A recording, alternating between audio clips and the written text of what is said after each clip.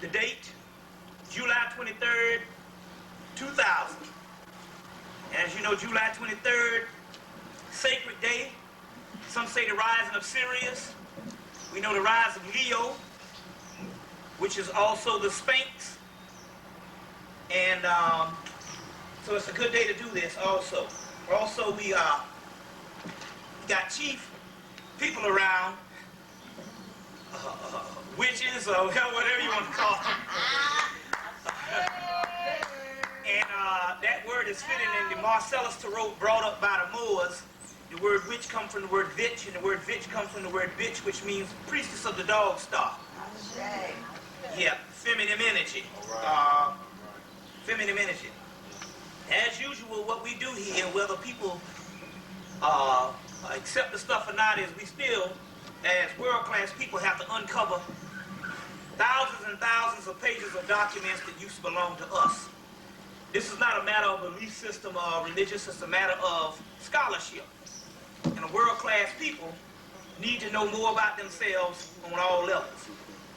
So, still in the pursuit of unearthing thousands of mysteries that was held from us. Thousands of mysteries that was held from us. The name of this one is, we're going to deal with several things, but what was the name of this? Did we give a name for this? This was Melanin Voudon Guerrilla Warfare. Melanin Voudon Guerrilla Warfare. And so what we're going to deal with, we're going to unearth a lot of stuff that was hidden. Also, we want to treat this. As a matter of fact, I did one similar to this on the 18th down in Atlanta. Had helicopters flying over the building, about 5 of them. The heat went out. Although we did get through it and all, form of warfare, a lot of things did happen. And I knew that, but then again, I fixed them, so I said, well, if I don't get it this time, and we did do a good job, but we was talking about applying some energy, so I knew that I was going to be able to repeat this again. The thing about it is I went to several places. I went to Los Angeles about a week after that, and then I went to Cleveland. Those were my first time being out there, so therefore it was a younger crowd, so therefore I couldn't go into this particular science, although by the end of the actual lectures I was able to break into some of this. So, but by that being my first time coming out there, I needed to go back to more of a blueprint form of the basis of metaphysics and occult sciences, and then bring them into this. So that means that now, since we're back in Trenton, and this is about my 6th or 7th time being here, I get to basically, go back into this. And plus I said, this is cutting edge and research and stuff that we need to know, especially in the year 2000, and as we go into the particular science of what the government is actually doing, we'll know that in actuality, that we need as much science as we can get also. So, as usual, on this day of the 23rd, what we do is we'll give the ancestors some. Now this is Maya's rum. How much is this one? About what? About $11, you know. You can get a smaller one for like $6. Right. And then there's another one, I think, bigger one for like, huh? How much? About $40 for the big one, and then they got one. Well, the one about the, yeah. That's a fifth, I think, right? Yeah. So the I guess a half gallon, I'm not sure. It's about $40. About $40. It's a really expensive rum and all. This is 11, but I'm saying they tend to like this. Now, what we're doing here is we're dealing with science and all. What we need to do is we need to take this particular science off of the realm of superstition and bring it back into its scientific, alchemical, and chemical realm. To give you an example, here's a brother, PhD, Reginald Crosley, MD, wrote a book called Voodoo Quantum Leap. And he's explaining in this book on how this stuff actually lines up with the tenets of quantum physics. You see, quantum physics and mystical dimensions and stuff that the white boys is dealing with now. So what happens is this. These Europeans would tap into this particular information, let's say 100 years ago, 140 years ago, by taking all the stuff that they got of us around the world. But what they will do is, they will hold on to it and don't come out with the legitimacy of it and tell you, oh, that's that old crazy, superstitious, posh, whacked out stuff, until they can find the mathematical equations to explain the same science mathematically, or let's put it this way, in their European term of mathematics, or in their European term of physical science, which is limited. So it might take them 100 years just to explain some of these age-old sciences, and then when they put it out, once they get it, they'll put it out and then they'll go, hey, look what we got. And the first thing you go is, man, the white man is great, man, because he's coming up with all these inventions. But the key here is that's a form of mind control to let you understand his supremacy. If he comes up with all cutting-edge aspects of science, that still keeps you as a subject, a mental subject, to think that he is superior and you are inferior. Meanwhile, he has libraries, museums, full of all this advanced science that he still can't explain the ultimate reality, but the stuff that he might take 100 years to do, you see, he'll still tell you that your stuff is foolishness. And yet he's dealing with the same quantum physics, chaos mathematics, new paradigm science, all types of new laws of physics. You see what I'm saying? And he calls it shadow matter, dark matter, this and that. You see, and you're still thinking in the realm of science and all that. In actuality, the only thing he's doing is explaining some stuff that you had millions of years ago. That's another thing. The concept is to change the timeline up to about 6,000 years so it can fit his existence and you'll think he's always been here. That's a super form of mind control. If you think a person has always been here, you think that you got to accommodate him, although he's killing your people. And that's a form of mind control, to think that he has always been in this particular aspect of what you call creation. So these are mind control techniques. And so all of the stuff that the African mind is afraid of is stuff that the European has sat down and conspired to say, we're going to make this particular information the scapegoat. And we're going to make it the fear of the world as voodoo. Spiritual voodoo, or what you call voodoo, or voodoo, as we know, kicked them in the behind in Haiti. So as a result, after Haiti was liberated by a spiritual aspect as well as an elite fighting force, in the 1950s they decided we're going to make this an all-out enemy. And as a result, the mind control worked so good, and to this day we are scared of any type of alternative religions outside of Christianity, Islam, and Judaism, which in actuality are political systems of moralism and have nothing to do with the real spiritual aspect of how the world works. But the key here is to always separate the spiritual from the science. And if you can separate the spiritual from the science, and you are trained on a scientific element, then you will always think that that's some crazy stuff. And this is a form of mind control that we need to rid ourselves with, because it's all in the mind on how we function on all levels and what we think. And we'll get into a lot of that particular stuff. We're going to go deep into the actual physiological, sexual aspect of different things. And all this has been deemed persona non grata, taboo to this establishment in age-old religions, especially around 2,000 years ago, which was something to take over the whole world.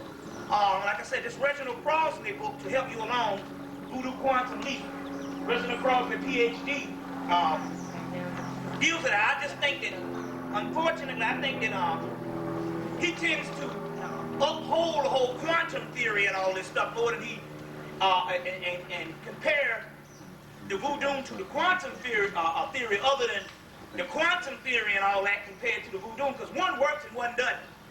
The quantum is still just a theory. The voodoo is real, reality. Now, what are we talking about here? We're talking about advanced science, and we'll get into this particular thing. We'll give you a brief, and I'll repeat it after we do the libations, because this is a part of it, is the ancient mystical priests had a system, a scientific system of alchemy, chemistry, astronomy, astrology, dimensional work, all types of electromagnetic force fields, and all types of quantum realities. And they had this particular information. And over the years, thousands of years, the scientific part died out. Because as a priesthood or as educational systems tend to break up, which is the first law of the universe, is all things fall apart. All things fall apart. That's the first law of the universe. And I went out to LA, here it is again, because they're like 10 years behind the whole East Coast. So here's this question again. If we were so great, why did we fall? And I'm saying you must understand that the universe is in a flux. All things change. That's the first law of chaos, or what they call chaos theory now. All things fall apart. All things change. Chaos is supreme and reigns supreme in that it is the master of change. And so by us being the oldest people on the earth since the beginning of time, all things fall apart. But like we always say, if we rule for thousands and thousands and thousands of years in the physical and millions of years in the non-physical, then the amount of time of our demise would be like an intermission period. It would literally be like 15 minutes. So we must understand scientific aspect of this thing. All things fall apart, and it's not a tragedy. It's a form of transmutation through putrefaction. You see what I'm saying? Rot is good. Decay is good. Yeah. You see, all things must go back to chaos. There's a book that deals with that too. This particular one here, I think on the first O'Flaherty's book, Wendy O'Flaherty's book, Hindu Myths. I've narrowed it down because she has the Rig Veda. It's all right because it's just the text. This one is one of the best ones. Chaos and Order, Introduction, page 11. All things fall apart. You see, all things fall apart. Even William Shakespeare, it says, nothing of him that does fade, but does suffer a sea change into something rich and strange. So basically, even William Shakespeare, who was an occultist, understood this. All things fall apart. All things must change. And chaos is a series of change. No, a series of things, a series of events where change is supreme. That's one of the keys. And so we also dealing with melanin. The stuff, another name, there's several names in the Hindu stuff. We getting always breaking new stuff down on the whole melanin science. New stuff in the Hindu stuff called gunas, tamas, and rasas. This is stuff, and it tells you that these gunas, tamas, and rasas are nothing but mercurial energy. And this mercury is not the physical mercury that they name this, whatever this stuff they put in for thermometers. The mercury in alchemy is basically the black substance, the negrito, the primal material, the mercurous. And it says that this particular mercurous substance, one thing about this melanin substance, one thing it cannot do, in its substance itself, it can never go back to its original form. It always has to transmutate, transmigrate, just like a journey. It can never go back to its original form. So therefore, the whole concept of us returning to the ancient realm is ludicrous when we're supposed to transmutate into a new species. Whole movie, the X-Men, we're going to break down, dealing with this. In 2000, last weekend, and this weekend, and you best believe that they didn't release it in the height of the summer solstice for no reason. And the only elemental force that was older than all of them was Storm. Because all of them was a mutation, but Storm, which was the black woman Holly Berry, which is Oya, which is one of the most supreme aspects of nature, was the oldest of all of them when you think about it, which is the goddess Oya. Here again, talking about science. Talking about science. Oya is the Nigerian or the West African god of storms, weather, force. You see, Shango is lightning. You see, so we're talking about different aspects of science. So right now we want to deal with some scientific aspects by pouring the actual libation. So what we do here is this one.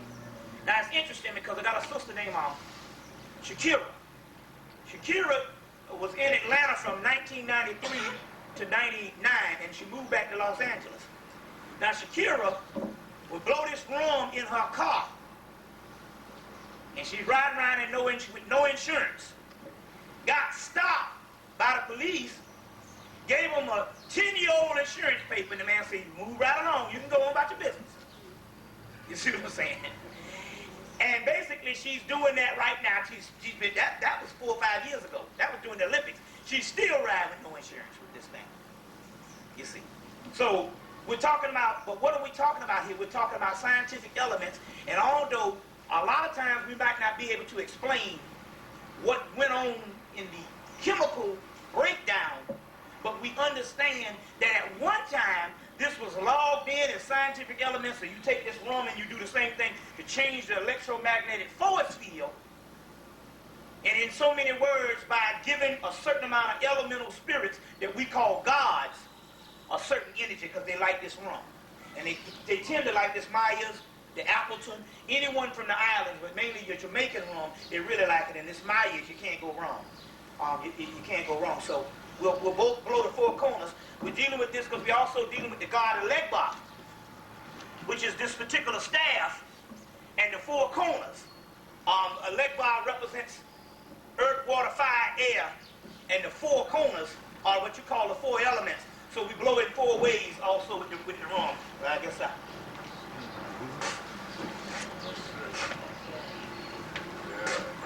All right, I'll shake. You spit the rum, I guess I'll pour some to them. First of all, let me libate myself. You figure you don't give them nothing that you ain't willing to take. We talking about spirits now. They know everything, so don't say, I don't drink this one, I'm going to give it to them. They're like, you ain't one of us? Is not man? Is it not written in the law that ye are gods? Now, as it's time, so we pour a good July 23rd libation. You know what I'm saying? Which is also bringing this particular energy. And we are also in a system of warfare right now. That's what I had to explain to the people in the last lecture. And it was interesting because they thought they was going to a lecture. I said, no, we're going to a form of warfare. Now, obviously, the government knew about it because they had helicopters flying all around. I mean, there was about 5 of them. And when they figured it out that it was something that was going to happen on another plane, then they left about 3 hours later. But they were scared. And I'm saying, now, you ought to know that in actuality, because it was called Voudon Chaos War. And I said, you ought to know that in actuality, you might think this is bull, but this is real. So what we're talking about, and as a result, a lot of the people's lives are actually changed just by being in that particular warfare. A lot of stuff happened, even on the prosperity tip. Because what we was talking about, the warfare was basically changing certain electromagnetic force fields and energies, not outward also, but also inward. Also inward. So let's put a libation. Give a good July 23rd libation Omi Tutu. I say, Ani Tutu. I say, Ili Tutu. I say, Tutu and Legba. I say, hold on, let me do something first. Hold on. I want to do this right. Hold on 1 minute. I want to do this right. I want to give the, first I want to give the invocation to, I want to do the libations to Ishue. Ishue is also a Legba. He's the opener of the gate of the crossroads, and if you pour to Ishue, you invoke Ishue, the energies flow, and the energies can't flow now unless you invoke Ishue first.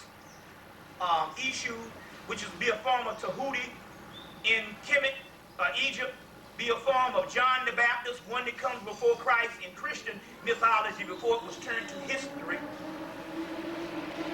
Mythological aspect, historicalized, it would also be a form of Hermes in Greece, Iberus in Islam, and basically it's talking about the doorway, or it's also a form of Anubis, Anpu, the guide of the souls through the underworld. So it's Ishue or Legba in West Africa. So Ishue Oro, I say Ishue Ipum, I say Ishue Aliku, I say Ishue Asari, I say Ishue Gogobo, I say Ishue Wara, I say Ishue Jelayu, I say Ishue Adia, I say Ishue Adira, I say Ishue Ibida, I say Ishue Gangagara, I say Ishue Ikum, I say Ishue Hawaii, I say Ishue Lala, I say Ishue Pasawa, I say Ishue Kai Donji, I say Ishue Lepa, I say Ishue Imala, I say Ishue Akani, I say Ishue Koko, I say Zarabanda, which would be your, Zarabanda is the Palamalombi, which is the Santeria, dark side of, found in Puerto Rico. And when we say dark side, we're talking about shadow matter.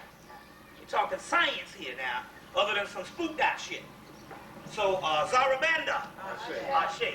Anubis, Tahuti. Ashe. Hermes. Ashe.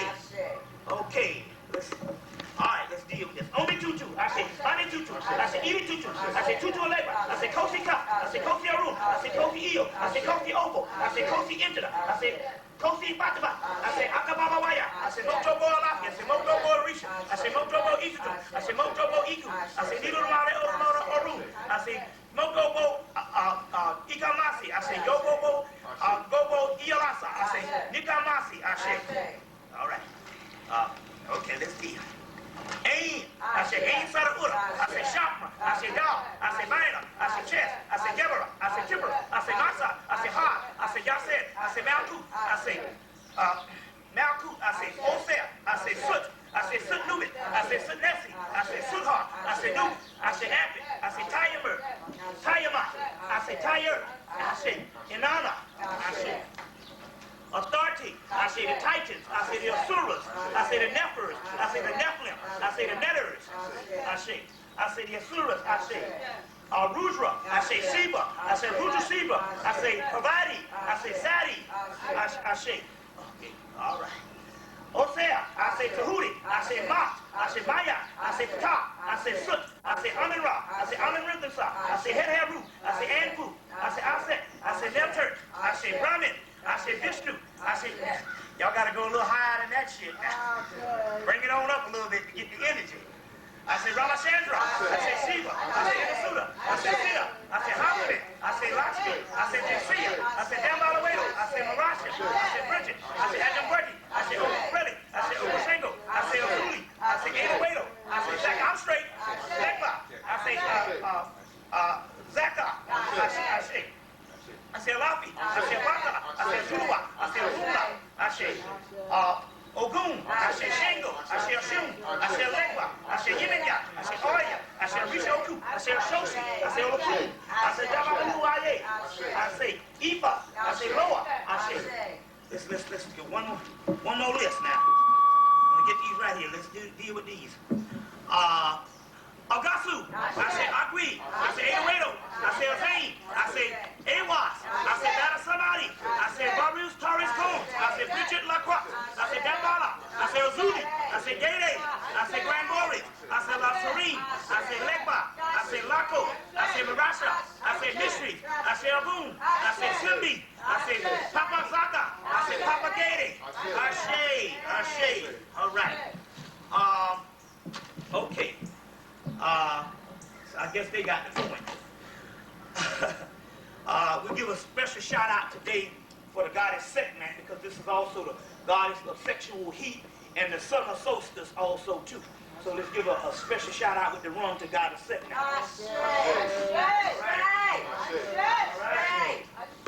All right. All right. And that goes for Setman. Special shout out to the goddess Maya, as well as this goddess Yeminya. We're going to get into that also too. We're going to get into that also too. So now, let's get into some science and get into some actual things we're going to cover also today also. Well, I got the rum all on this, so. But it's all good. I guess I libate myself. I want to deal with some things right now, because also we know that the time is to stand up and be counted. And that's what it is. The government wants to count you to see how many people they killed in the 1990s, which was literally uncountable millions on the planet, which was set up and determine how many people that they will kill in the 2000s. You see what I'm saying? So you had your major census here, and the same time you had your census here, you had a census in Africa. Ain't that amazing? And also the same time we had the census here, you had the whole so-called AIDS breakout, supposedly. Now, this makes a lot of sense, because there's a lot of scholars out here saying that there was no such thing as AIDS in the beginning. And basically, if they're killing you, they'll use AIDS as the excuse. You see what I'm saying? Which makes sense, because when you really think about it, we're talking about a sexual transmitted disease. Now, come on now. And with so many extracurricular activities that everybody on the planet got. So that means that if it was truly a sexual transmitted disease, that they would have wiped out the whole population by now. Now, two things, because they got some doctors that deal with this stuff, and they can swear that it is that. I guess I can sit down also too. They say that they can swear that it is. Well, let's put it this way, then, for the sake of argument, we might have two things going on here. They might physically have a germ warfare called AIDS, literally. But whether this is the case now, or what they're putting on the people in the 2000s, or in the 90s, could just be generally killing people. Now, in 1996, they just came up and said, look, you can just mail in your doggone AIDS test. Now, come on now. Who's to say, if you mail in the AIDS test, that they don't come out and say, you HIV positive when you're not? And pretty much this is how this particular science is going. They just automatically, it's just like the draft. You HIV positive. And based on your status, you HIV positive. Now this is the key. I had a friend, good friend of mine,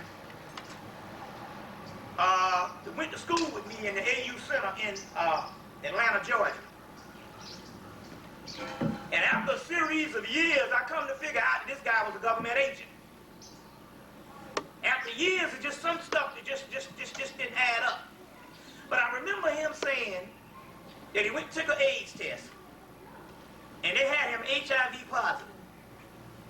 And he went back downtown, and they said, no, you're not HIV positive. When they found out who it was, the guy that was working for him, they automatically said that he wasn't HIV positive.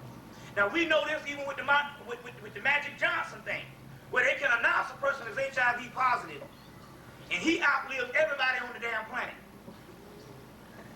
And now he doesn't have it. Which is also a test to tell you that they fooling your behind. Now, the key when it comes to Africa, what we're talking about here is, they just basically just killing people and calling it AIDS. You see.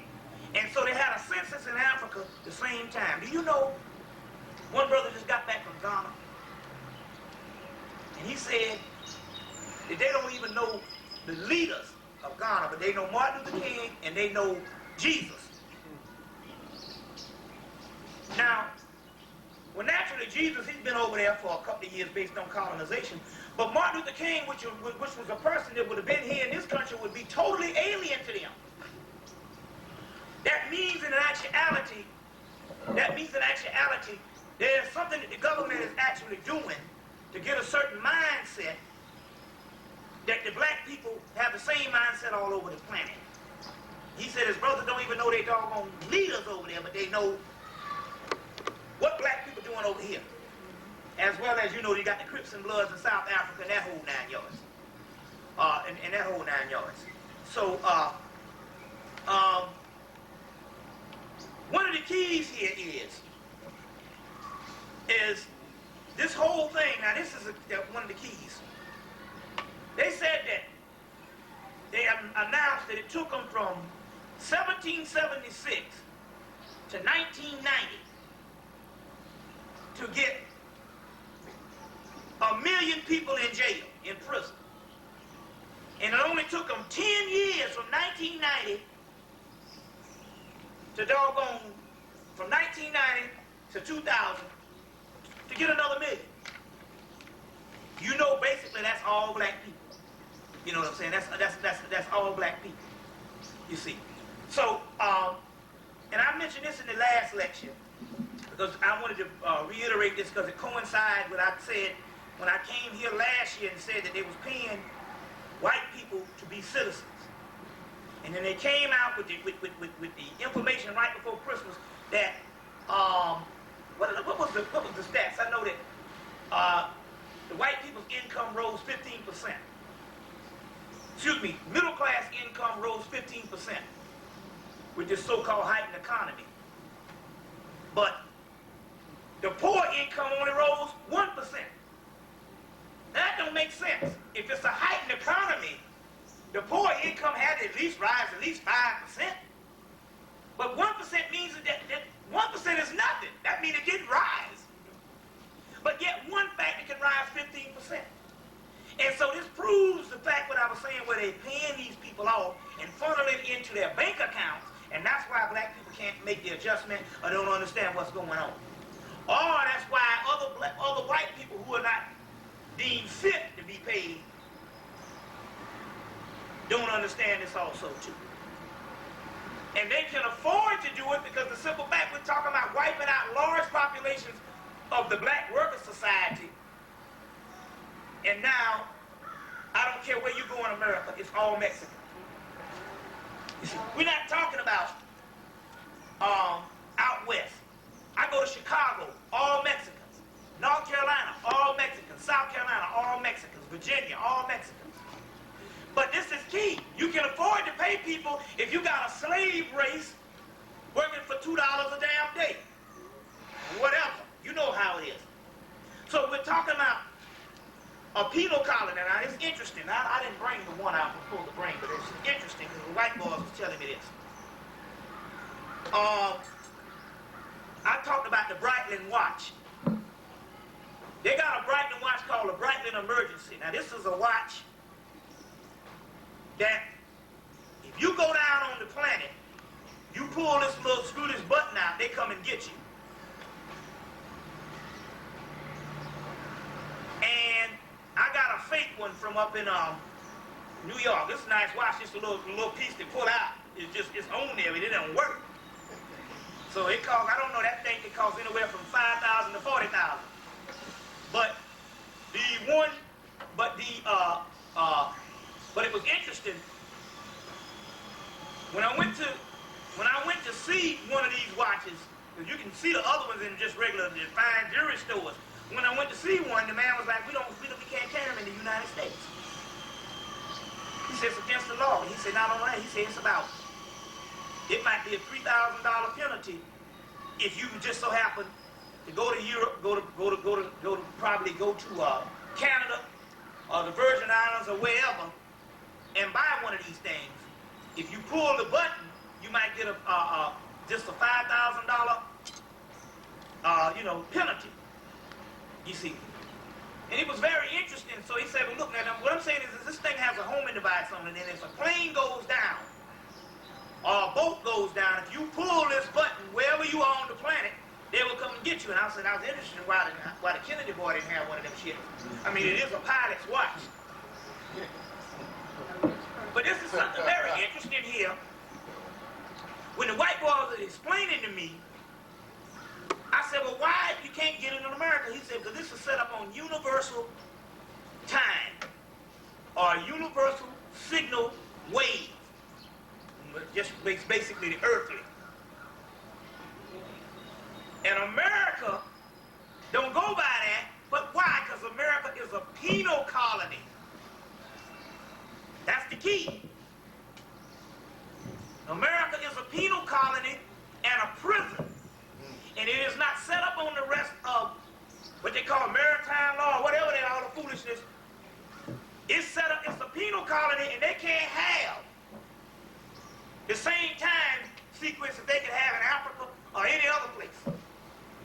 You see, or that particular, the actual, the frequencies, they call it. And if you know, the first laws of Hermetic sciences, the first law is the law of the universe, is the law of vibration. That's your Kabbalion. The holy, well, not the Kabbalah, but the Kabbalion, the three initiates. The first law of the universe is the law of vibration. So America cannot be set up on the same vibration of any other country outside of it, and also any indigenous countries. But on the other hand, America is a penal colony. And in this particular case, it's a penal colony of severe mind control. You see, severe mind control. Now, I was out in Los Angeles, we passed by Universal Studios, and also Columbia. We're talking about places that's more guarded. You can get on a doggone Air Force base, or you can get on a damn any Army base. You just ride up on that shit the right way, you know, so you know, faster than you can get into Universal Studios or get into Columbia Pictures. So we're talking about not just they trying to protect some damn stars, because most of them are shooting on location places. What we're talking about here is the most advanced mind control on the planet, and they can't have anybody going in and out of that thing. You see what I'm saying? Going out of that. It's amazing things that's actually going down. Now, also, too, and I want to get into this, on how you can take a people. Now, if anybody got to take Goodbye Uncle Tom, clearly, it documents the breeding period or the breeding aspect that went into slavery. Now, we must understand and go deeper into this thing based on breeding. If somebody breeds you, that means that person has put a blueprint that they don't give a damn how much you run your mouth, they bred you. And not only can you, when you breed a dog, you know everything that dog is going to do. But you can go and retrain, or you can go and restructure a new form of breeding and give that dog and deprogram that dog from the old mindset and reprogram him and rebreed him into a new reality. And that's what we think is happening to black people right now. Now, one thing is this, what we mean by that. The Uncle Toms in the community used to be a clandestine group of people, about 3 or 4, in a community of hundreds. That was some persona non grata. Everybody used to point their finger. That's the sellout. That's the, and nobody wanted to be called an Uncle Tom. You know what I'm saying? That was a social pariah. Now the government has come in, and he has made a certain system of his so appealing until now anybody is dealing with anything pro-black or alternative to American system is now a social pariah and the outcast. So he has made, literally turned this thing around, and he's made a race of Uncle Toms based on the social fabric of what do people do. Basically, they just sell the fuck out. And he's totally reversed this thing in 30 years. And he did it based on convincing you that that you had a chip on your shoulder. Right. That's the key. They did it in the corporate world. Now, there's human survival. If someone does you wrong, if someone injures you, you immediately develop an immunity based on a defense system. That's just human survival.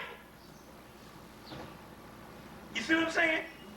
You build up a barrier, you see, to filter out that which came against you in the first place. So we had built up a barrier from years of oppression. And he came in based on mind control and convinced us that we have a chip on our shoulder. And the chip was the actual defense system. And when he convinced us, we let down our defense system. And basically, in so many words, he programmed us into a new reality. And in so many words, we basically were the only people that melted totally and became this race of Uncle Toms and Thomasinas. Whereas you are now the dinosaur and the outcast if you're just talking about basic defense.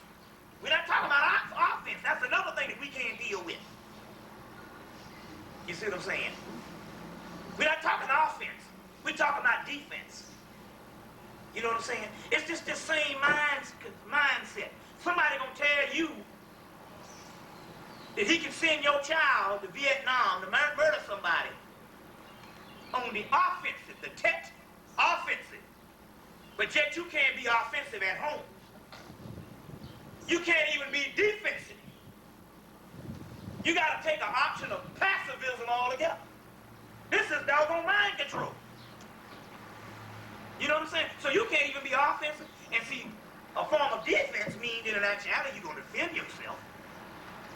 You see what I'm saying? And yet his whole game is offense. So what we're talking about here is a form of offense that we're talking about here also too, because lives are dying. We're talking about people dying. We're talking about close to, well, let's see, 75,000 Africans dying a month with the AIDS. Now that ain't including famine, which now with the heart program, you got the famine thing going on. You know, with electromagnetic force field and the technology. The science of hurricane storms and stuff. Pull it back. It's about to fall. Okay, yeah. Yeah. Hurricane storms and stuff. We talk about all types of major technology. We're not just including that. We're not including the warfare based on what they call quote-unquote warlords, which is government-installed leaders.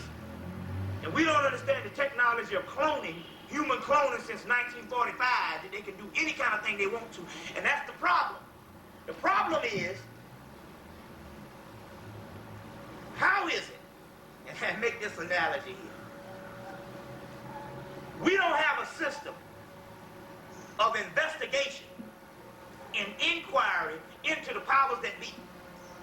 As a matter of fact, we are trained that if you investigate anything of the powers that be, that in actuality, you got a chip on your damn shoulder. And you wrong and you a racist. Yeah.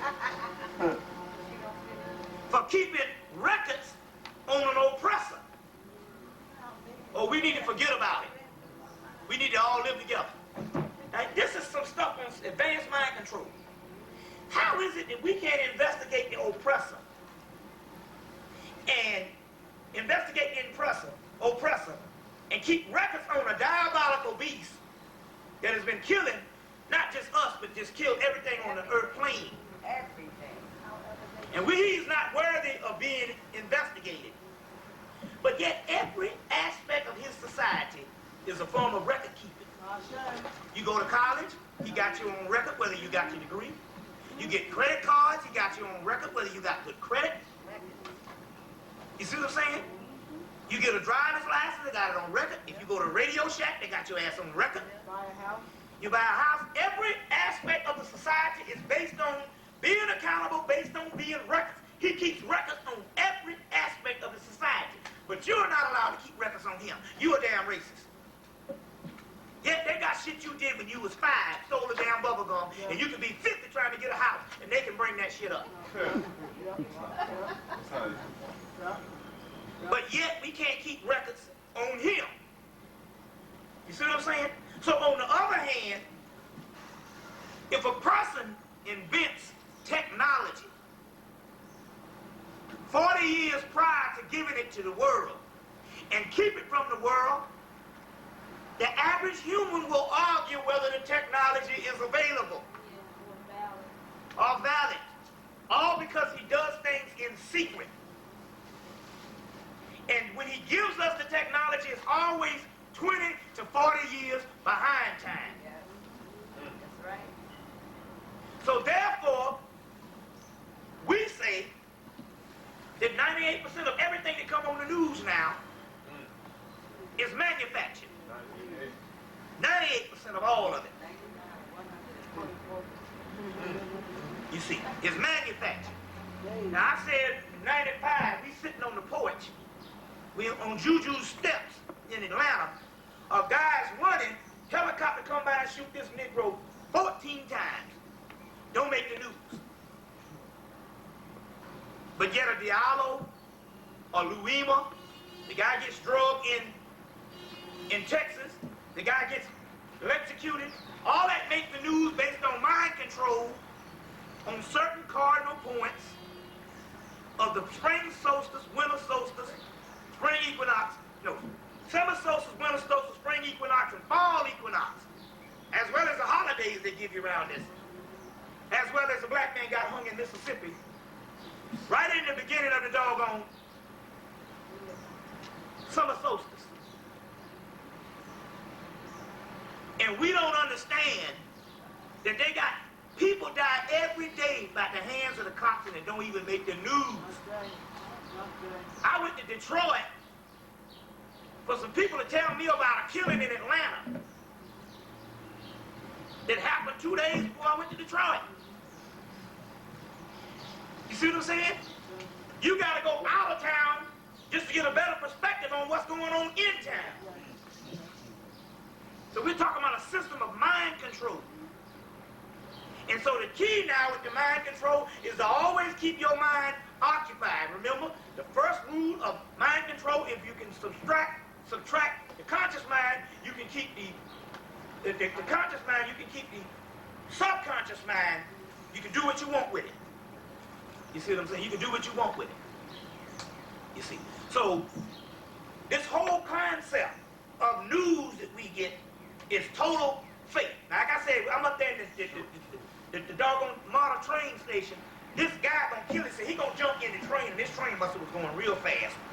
But he jumped in front of the train and wasn't up for blood and guts. Just like a big splatter. Everybody out there looking at the blood and guts, it didn't even make the news. You see, but yet you can find some stuff that make the news in some Texas, like foolishness, like, come on, man. We gotta pick better shit than somebody. Number one, we need to be a world-class people to understand prisoners of war. Now, the guy that got executed back here in Texas, he killed a lot of people. Let's just say even if he was innocent, because we don't even want to judge that thing, because the white man kill everybody each day. So what's the damn? I mean, this is status quo. The point I'm trying to make here is, we need to, like the Move Me Up thing, that should be a prisoner of war. That should not be a thing that you rally behind because you never begged your enemy to redeem you. Otherwise you wouldn't be your enemy. That's foolish. That's ludicrous. That's ludicrous. We so-called good Christians, but hell, even in the Bible aspect, they say, shit, that's the first thing you say you're going to do. If you believe in some shit, you're going to die for it. And if this is a tyrannical government, that's a contradiction. Because to beg your enemy to save you means that your enemy is somehow all right. Right. And that's an oxymoron. How can an enemy be all right? You see? So my point is, don't sing no fucking lullabies for me. If so happen me down, which you can't do because that's a whole other thing. Right. That's just for the people that think in actuality that this world is really what it is and America is really what it is. And also God is really what it is. We'll get into that science also.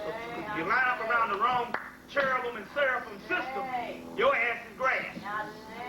We'll get into that also too. Whole spiritual warfare going on. If you map out the actual omniverse and universe like the ancient Hemmites and all them did. Everything ain't just everybody, ain't just everybody. And the point here is, but you don't beg your oppressor. See, this is when you're a world-class people, that's a subject. That's a doggone subject. Of people that beg the enemy. That's a... You can kick that dog with the ass all you want. As long as you got that elbow, he'll be back there tomorrow begging for some of that shit. You can put a hot poke up his butt. But you got the elbow, well, he coming to eat. Damn that. He ain't gonna hold no grudge based on you kicking him the ass and I ain't gonna eat this food. And that's basically the animal level they got us on. The Stockholm Syndrome. Where the kidnapper, the kidnapped become the kidnapper. Or the sheep become the damn sheepdog. You see. So the point here is a world-class people, a historically world-class people, never begs the enemy. That's why the Native Americans used to say it's a good fucking day to die. Good day to die. What's a good day to die? Good day to die. And that even your mom in the movie Thunderheart, he said they can't break the resistance. Some of us have to die. You see? Because when you start begging, he got you. This is the concept of a world class. There's certain things that is paramount to civilization, like marrying your own wife. We say what we like about this is the great American melting pot, but isn't it funny that all what we say the white man isn't, one thing he is, he's better than the black man in this aspect that he's married his own species half. He might have a string of doggone black women on the side, concubines. But when it comes to the structure and when it comes to the archetype of what he's going to call his species half as to be the emblem of what is marriage, it's going to be his goddamn white woman. And no matter how beastly he is, he understands the basic laws of civilization and the basic laws of human society is you marry your species half, at least on a symbolic level. Pussy is pussy. You can do that anytime. But you marry your species half. This is paramount for doggone basic aspects of civilization. We know what's that. You see what I'm saying? And it's therapeutic, psychologically, for the offspring, for the woman, and for him. You see what I'm saying? But this is some stuff also too. Now, now this is interesting here, going right along. So anyway, like we say, always look for a whole lot of shit to go down in these solstices. Well, in this case, you know, these cardinal points, summer solstice, winter solstice, spring equinox, fall equinox, this shit never stops happening. Because there's stuff going all the way through October, November, December, the spring, it's always going on. And if they can keep you always distracted, to not recognize that doorway of energy to take them off the damn planet, they'll keep on doing this shit. And so it's interesting how we always go to running. Just think about the thousands and thousands of people that marched on South Carolina for a damn flag. But yet, 10 years earlier, they put crack in the community. Every black person knows that the crack was put in the community by the government, and they want it, and not only that, killed off thousands of people died. They built thousands of jails and put a new form of slavery, and nobody said shit. But yet they can raise a damn flag that they've had since we got here, and people march from all over the place. What an asinine people.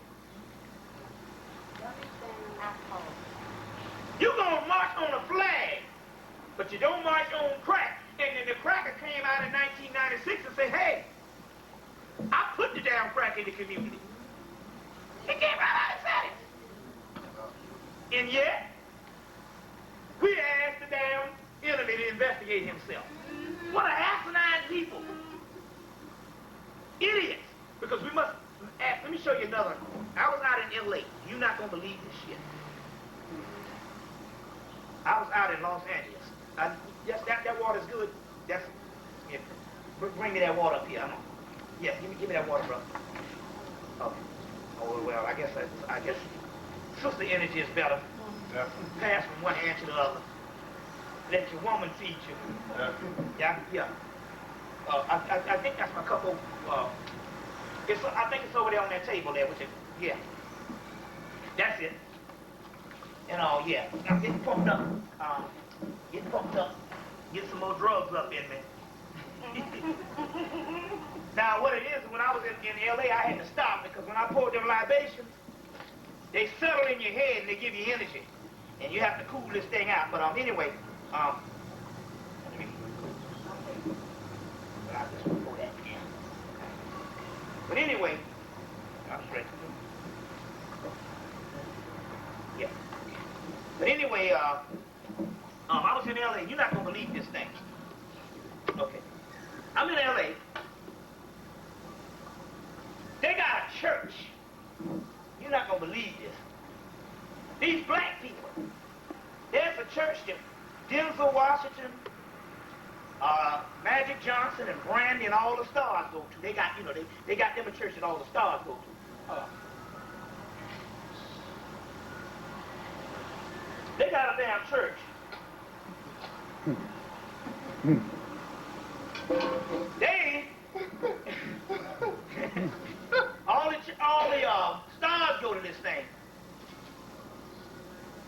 They're building a brand new church. Now the church they got is huge. They building a church. You're not gonna believe this shit. It looked like a coliseum, just like the Forum, the Spectrum. It looked like a doggone coliseum, but it looked like the half baseball field. These Negroes are paying $70 million to build a damn church. Now the average idiot black person to go, that's great. About the Lord. We don't understand that around the earth, there's people looking at us and saying, wait a minute, now let's look at the magnitude of this. This shit is on Crenshaw Boulevard, which is goddamn Beirut. There's people around the world looking at this thing and going, wait a minute, now let's look at this thing. These people been in this country. Well, we can't count when they was in chattel slavery, or servitude slavery. But they've been out of slavery 135 years. And they never did shit for themselves since, well, let's put it this way, let's clear this up. Since the 1950s, since they tore down the economical empire we call segregation, which was an economic bad empire. But these people since then hadn't done anything for themselves on a mass level for economic renewal. And here in the heart of the Beirut disaster area, which would create thousands of jobs, they go and they take $70 million to put in a building. Just a building. To jump up and down in. Now you're supposed to be a world-class people on the verge of the millennium. Meanwhile, the government is coming and they financing, they giving them all the breaks. If they said, if you don't have 70 million, we'll put another 60 million with it. To make sure that you got that church. That's the reason. Because it sends this signal around the world on how savage you are. That there's something wrong with your mind when you are in the middle of a doggone trauma or crisis and you window dress. Bill Gates didn't start off with no $70 million.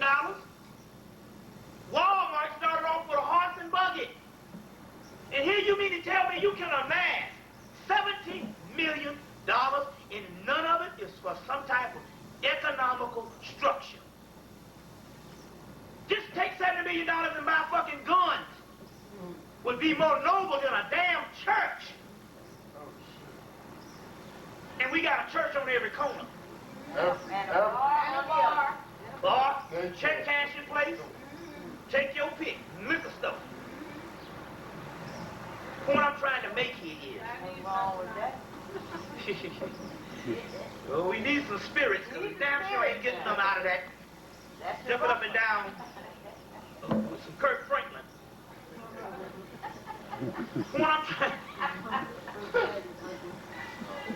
I'm trying to make here is, we don't understand that the only reason why the government allows you, anytime you really do something on a mass level,